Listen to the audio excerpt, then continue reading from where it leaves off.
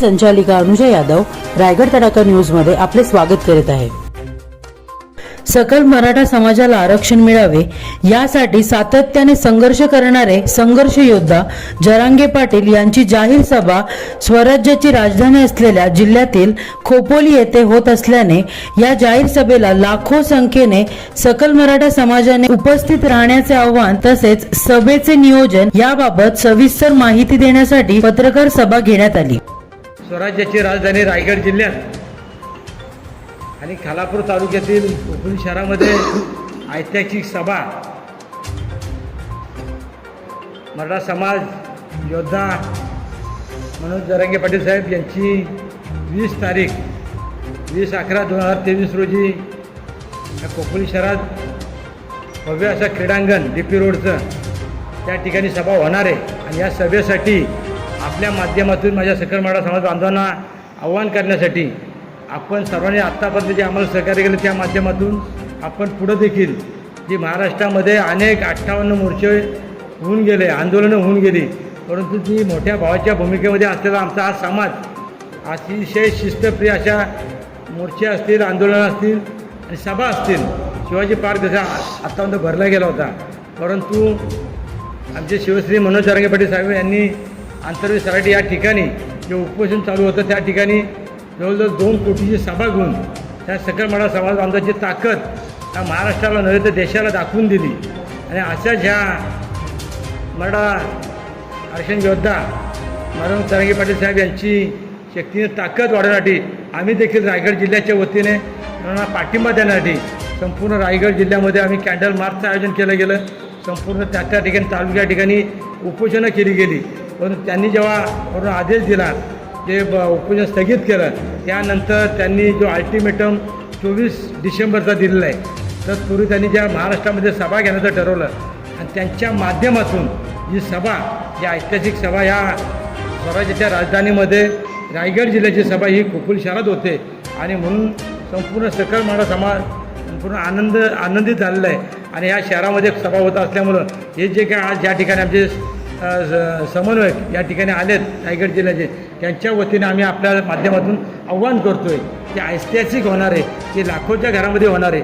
आणि म्हणून ह्या सभेसाठी आपल्या माध्यमातून पुन्हा एकदा मी माझ्या रायगड जिल्ह्याच्या संपूर्ण सकल मराठा समाज बांधवांना आपल्याला आव्हान करतो, विनंती करतो, लाखोच्या संख्येने आपण आपल्या या ठिकाणी सकल मराठा समाजाच्या वतीने आपलं मी त्या ठिकाणी धन्यवाद देतो। यावेळी पत्रकार परिषदेच्या प्रारंभीच सकल मराठा समाजाचे जिल्हा समन्वय तथा नेते माजी नगराध्यक्ष सुनील पाटील यांनी आपल्याकडे सकल मराठा समाजासाठी संघर्षमय लढा देऊन आरक्षणासाठी झटणारे मराठा समाजाचे संघर्ष योद्धा जरांगे पाटील यांची जाहीर सभा होत असून या सभेची जय्यत तयारी सुरू आहे, परंतु या सभेसाठी जिल्ह्यातील लाखो समाज बांधवांनी उपस्थित राहून सहकार्य करण्याचे आवाहन केले।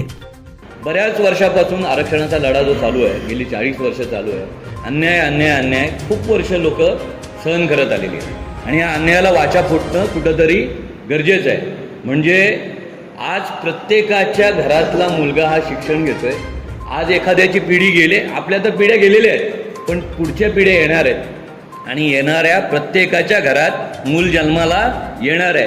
त्यांनी अभ्यास करायचा, मार्क काढायचे, त्याच्याच मुलांनी मार्क जास्त काढायचे आणि त्याच्याच बापाने जास्त फी भरायची, ही असमानता कुठंतरी थांबली पाहिजे।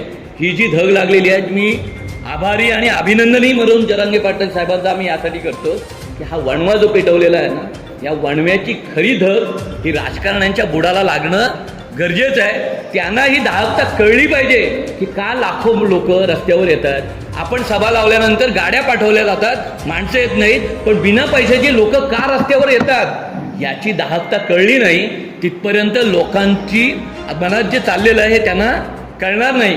कळलं पाहिजे की आता लढा शेवटच्या टप्प्यावर आला आहे, लोक जेवढ्या संख्येने जास्त येतील तरच राजकारण्यांना सुद्धा वरती सरकारला याच्याबद्दल योग्य निर्णय घ्यावा लागेल। आणि समाजाच्या वतीने एक गोष्ट मात्र आम्ही क्लिअर करतो की आपण छत्रपती शिवाजी महाराजांच्या रायगडात आणि या महाराष्ट्रात जन्माला आलेली माणसं आहोत। राजांनी एक गोष्ट शिकवलेली आहे की अन्याय कोणावर होता कामा नये, पण अन्याय आता कोणाच्या बापाचा सहन देखील करायचा नाही, ह्या भूमिकेतून याच्या पुढं जायचं आहे। आणि हीच भूमिका घेऊन ह्याच गोष्टीचा धागा पकडून आपण चाललेलो आहोत। आपण आपल्या भारतरत्न डॉक्टर बाबासाहेब आंबेडकरांनी एक चांगली गोष्ट सांगून गेलेली आहे, शिका, संघटित व्हा आणि संघर्ष करा.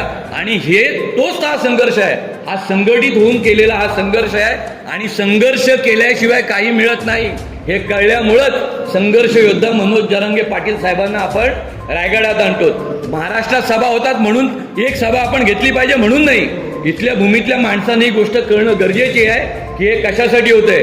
आणि तुमच्या माध्यमातून मी शेवट करताना मराठा समाजाच्या प्रत्येक रायगडातील माणसाला एवढीच विनंती करतो की छत्रपती शिवाजी महाराज जन्मावे, पण ते शेजारच्या घरी, ही गोष्ट आता सोडली पाहिजे. प्रत्येकाच्या घरी छत्रपती शिवाजी महाराज जर का जन्मले तरच तुम्ही जोरात तिथं याल, तरच लढायची ताकद तुमच्यामध्ये याल. आणि दुसऱ्यासाठी नाही आता यायचं आहे, तुमच्या मुलाबाळांच्या भविष्याच्या पिढ्या घडवण्यासाठी तिथं रस्त्यावरती तुम्ही यायचं आहे. एवढीच विनंती समाजाच्या मार्फत तुम्हाला करतोय. आणि त्या कारणाकरता आपल्या हक्कासाठी या, आपल्या हक्कासाठी 20 तारखेला खोपोलीच्या डीपी मैदानच्या ग्राउंडवर यायचं आहे. दुसऱ्या कोणाच्या भवितव्यासाठी नाही, आपल्या मुलाबाळांच्या भवितव्यासाठी या. त्याच्यामुळं निरोप येईल, कोणतरी बोलवेल, कोणतरी सांगणार आहे, याची वाट न बघता माझं आहे आणि माझ्यासाठी जायचं आहे, याच्यासाठी एवढीच विनंती तुम्हाला करतो. आणि तुम्ही ती विनंती माझी समाजाच्या शेवटच्या घटकापर्यंत पोहोचवाल या अपेक्षेने तुमचं सगळ्यांचं मनापासून धन्यवाद. पेणचे मंगेश दळवी यांनी आपल्या मार्गदर्शक भाषणात सांगितले की डॉक्टर बाबासाहेब आंबेडकर यांनी शिका व संघटित व्हा आणि संघर्ष करा अशी शिकवण दिली आहे. त्यानुसार संघटित होऊन आपल्या भवितव्यासाठी, आपल्या मुलांच्या शैक्षणिक सवलतीसाठी व आपल्या न्याय हक्कासाठी संघटित होऊन संघर्ष करण्याची वेळ आली आहे. याची आठवण करून देऊन आता राजकारणाच्या बुडालाच दहकता लागली आहे. ही दहकता ठेवून आपल्या आरक्षणाची समस्या सोडवूया असे आवाहन केले. सकल मराठा समाजाचे नेते विनोद साबळे यांनी सुरुवातीपासूनच सकल मराठा समाजाच्या लढ्याचे व संघर्षाचे इतिहास सांगितला. आता आपल्या उज्ज्वल भावी पिढीसाठी लढा देणे जरुरीचे आहे, अन्यथा भावी पिढी माफ करणार नाही असे उपस्थित पत्रकार परिषदेत पत्रकारांना सांगितले. पत्रकार परिषदेच्या वेळी मधुकर घारे, राजेश लाड, उल्हासराव देशमुख यांनी देखील संबोधित करून खोपोली येथे होणाऱ्या जाहीर सभा यशस्वी करण्यासाठी सर्वांनी प्रयत्न करण्याचे आवाहन केले आहे. या पत्रकार परिषदेच्या वेळी कर्जत, पेण, खालापूर या तालुक्यातील सकल मराठा समाजाचे कार्यकर्ते मोठ्या संख्येने उपस्थित होते.